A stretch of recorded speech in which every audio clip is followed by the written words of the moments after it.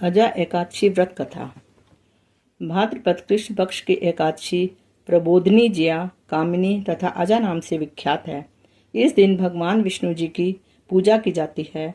रात्रि जागरण तथा व्रत रखने से सारे पाप नष्ट हो जाते हैं तथा पूर्व जन्म की समस्त बाधाएं दूर हो जाती हैं। पूर्व काल में चक्रवर्ती सम्राट हरिश्चंद्र ने इस व्रत को करके सभी प्रकार की विपदाओं से मुक्ति पा ली थी।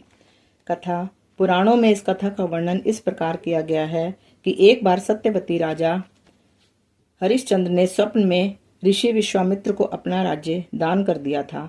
अगले दिन ऋषि विश्वामित्र दरबार में पहुंचे तो राजा ने उन्हें अपना सारा राज्य सौंप दिया। ऋषि ने उनसे दक्षिणा का 500 स्वर्ण मुद्राएं मांगी।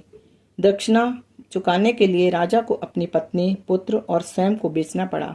राजा हरिश्चंद्र को एक डोम ने खरीद लिया। डोम ने राजा हरिश्चंद्र को शमशान में नियुक्त करके मृतकों के संबंधियों से कर लेकर शव दाह करने का कार्य सौंप दिया। उनको जब ये कार्य करते हुए कई वर्ष बीत गए तो एक दिन अकस्मात उनकी गौतम ऋषि से भेंट हो गई। राजा ने उनसे अपने ऊपर बीती सब बातें बताई तो मुनि ने उन्हें इसी अजा एकादशी का व्रत करने को कहा। राजा ने यह व्रत करना आरंभ कर दिया। इसी बीच उनके पुत्र रोहिताश्व की सर्प के डसने से मृत्यु हो गई।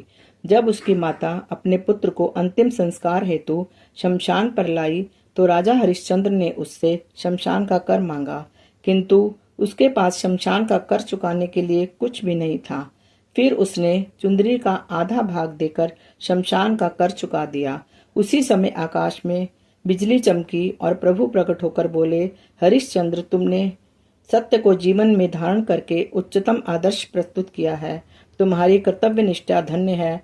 तुम इतिहास में सदा सत्यवादी राजा हरिश्चंद्र के नाम से अमर हो रहोगे। राजा हरिश्चंद्र ने प्रभु से आशीर्वाद मांगते हुए कहा कि हे भगवान, यदि आप मेरी कर्तव्य निष्ठा और सत्य से प्रसन्न हैं तो इस दुखिया स्त्री के पुत्र को जीवन दान दे दीजिए। भगवत कृपा से रोहिताश्व जीवित हो गया। तीनों प्राणी चिरकाल तक सुख भोग कर अंत में स्वर्ग को चले गए। यही इस एकादशी का महात्म्य है। धन्यवाद।